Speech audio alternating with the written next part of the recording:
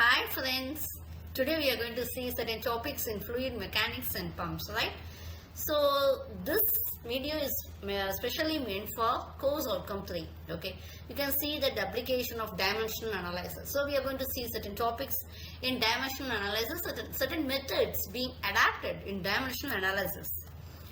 Okay, so and we're just going on to the topic directly. So what is meant by you have seen what is meant by dimensional analysis, what are dimensions?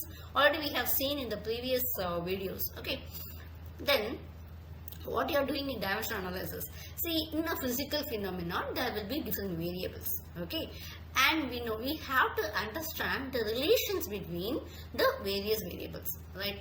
Then only we can understand how the output is being arrived. So for that we do have two methods.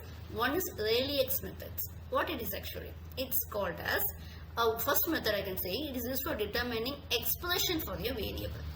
We have one variable which is dependent and it will be depending upon maximum 3 to 4 variables, and these 3 to 4 variables will be independent. So they won't depend on any other values. Okay, so we see that how this variable is depending upon the other 3 or 4 any number of, for example we are taking here maximum as 4, okay, independent variables. So now I am taking this as actually if it is more than 4 then we can't do it manually, right? Okay, so now I am taking x is a dependent variable and it will be depending upon x1 comma x2 comma xn. After that it will be independent variables. So how we can say x is equal to function of x1 comma x2 comma x3. I am having 3 variables, right? Capital X. Now what happens? I am removing this function. I am putting this capital K. X1 raised to E. Here you can see that A, and x2 raised to B, comma x3 raised to C. Okay. Shall we see one problem so that you can understand it very clearly? Question is, the resisting force R of a supersonic plane during flight can be considered as dependent upon the length.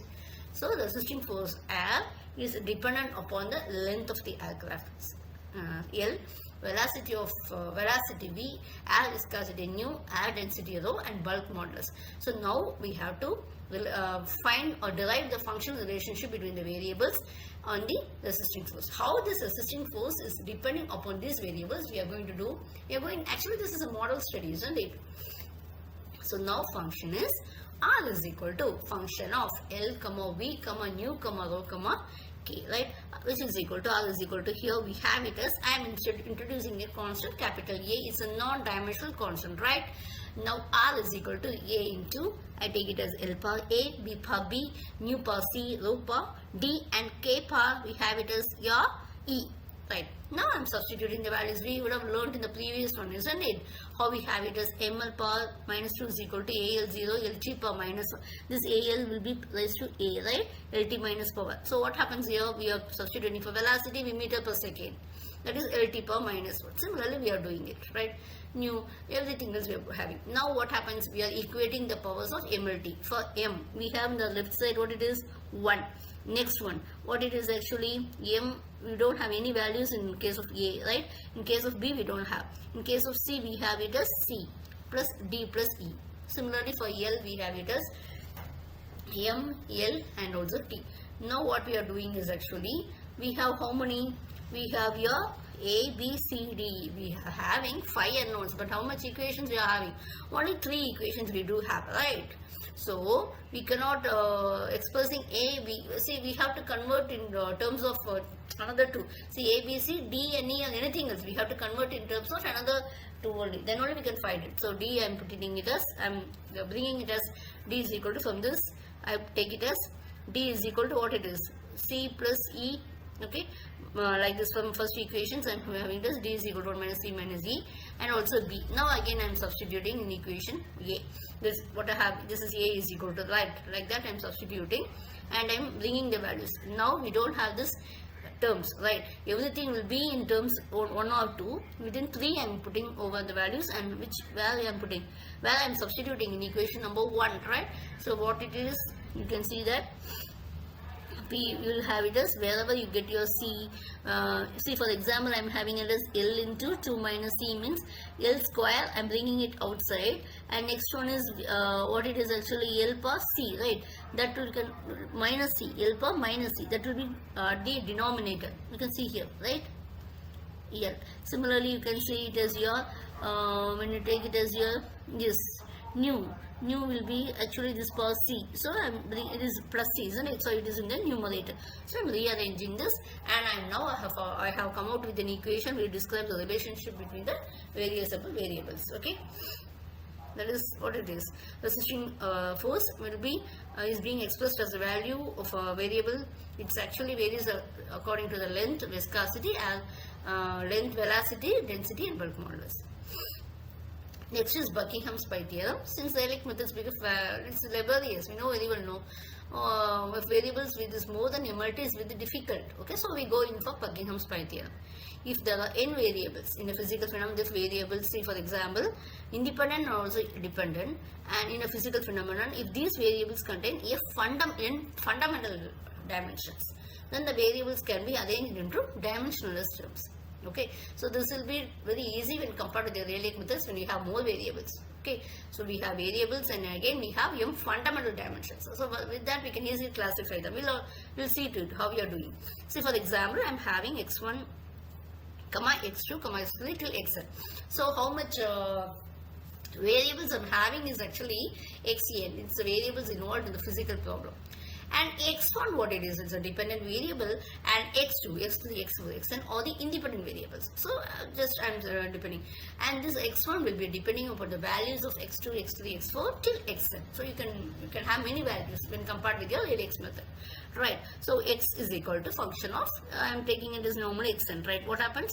Again, I'm removing the equal to, and I'm putting this function as I'm bringing this way. Okay, x1, x2, x3 till xn is equal to 0.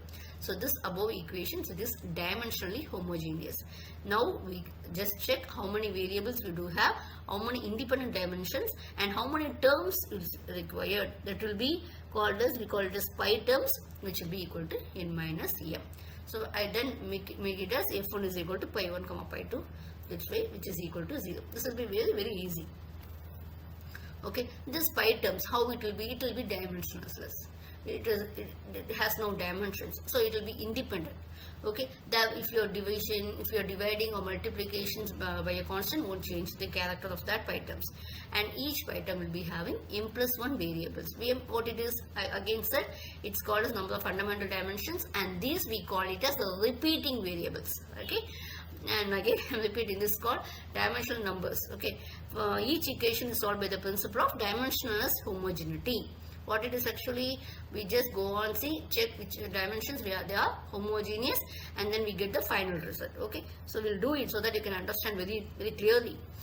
Okay, how you are selecting the number of repeating variables or equal to the number of fundamental dimensions. Okay, normally when you are selecting, there are certain rules so that it can be easy. The dependent variable should not be selected as a repeating variable. Okay, it should be actually, the repeating variables should be chosen such that one variable contains a geometric property, flow property. For a geometric property means it can be a diameter, length, that way. Fluid property, okay, flow property, it can be a velocity, those way. Fluid property, which can be a density, like that you will have to do.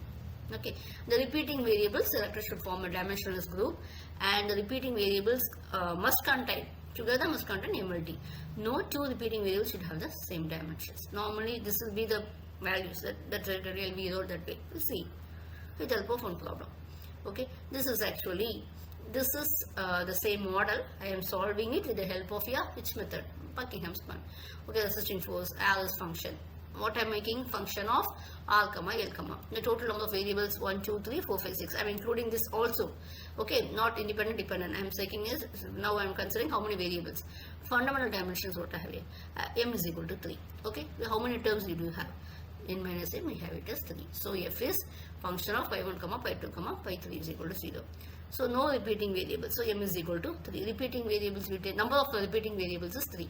And we have it as, I am selecting as L, okay, and B, and also here rho.